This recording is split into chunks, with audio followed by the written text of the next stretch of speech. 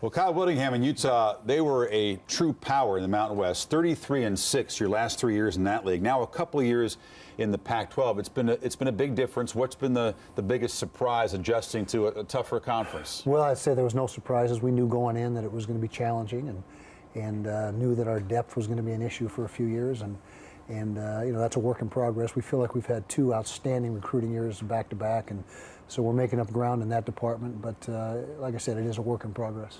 What are your fans' expectations? What are they always asking you? How many games can we win, Coach? Can we win the South Division? Yeah, we got great fans, first of all, and we're great support. We've been sold out in our stadium for 3 or 4 years now in a row. But you know, I think for us this year, getting back to a bowl game, and if we can challenge for that South Division, that would be ideal.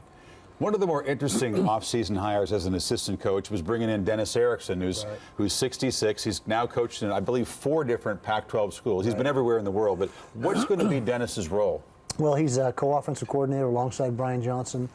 He has final say. He's the lead co-offensive coordinator. So if there's any decisions to be made or an impasse, he's the guy that makes that final decision.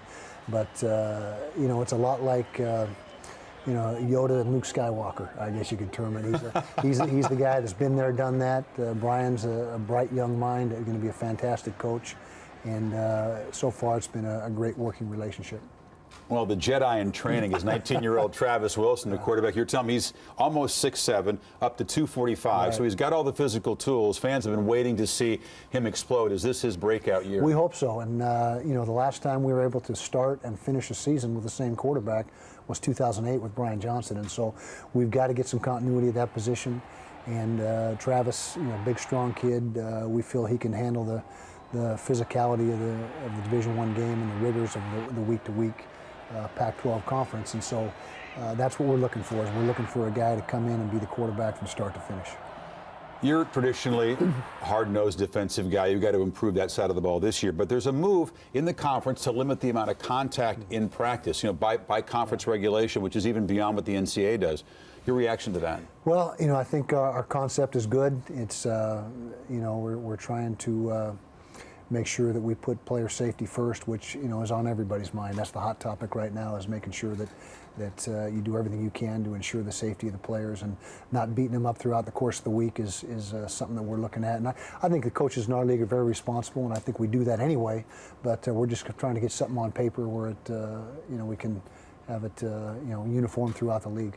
It's a big debate, though. I mean, how much hitting do you have to do in practice to get guys ready for Saturday? Big debate. I sense you might be in a different camp than some guys in that. Yeah, I think everybody would tweak things a little bit differently. And you look at the NFL and their new collective bargaining agreement, where I don't think they're in pads, but a handful of times during the entire season. And so everybody's got a different mindset and a different MO on that. But I think the bottom line is, you know, you got to have your guys healthy for the game, and I don't think any coach is gonna beat their guys up during the week to the extent where it affects play on Saturday. Do you think it's going to have any impact on the way the game is played on Saturday? What fans expect to see? No, because as we discuss things as a group, as a Pac-12 coaching group, I think we're all on the same page anyway. It seems like we're all pretty much in the same camp as far as the limitations. The other big debate right now is tempo. Should teams be allowed to play breakneck pace?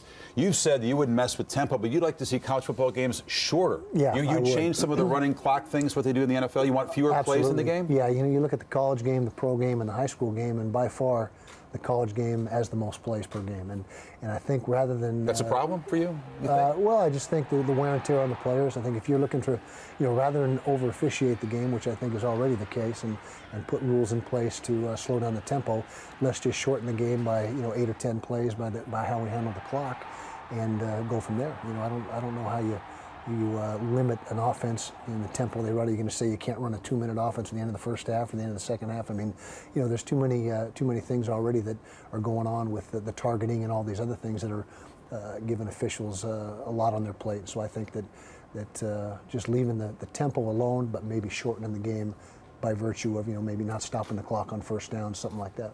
Yeah, we don't have time to get into targeting. That's another hot button issue. We'll see the first flags that are thrown with that new rule early in the season, bound to be controversial. Utah Utes pouring money into facilities, a lot of excitement, and the Utah fans looking for you guys to step up a couple notches in this coming season. Thanks for your time, Kyle. All right, you bet.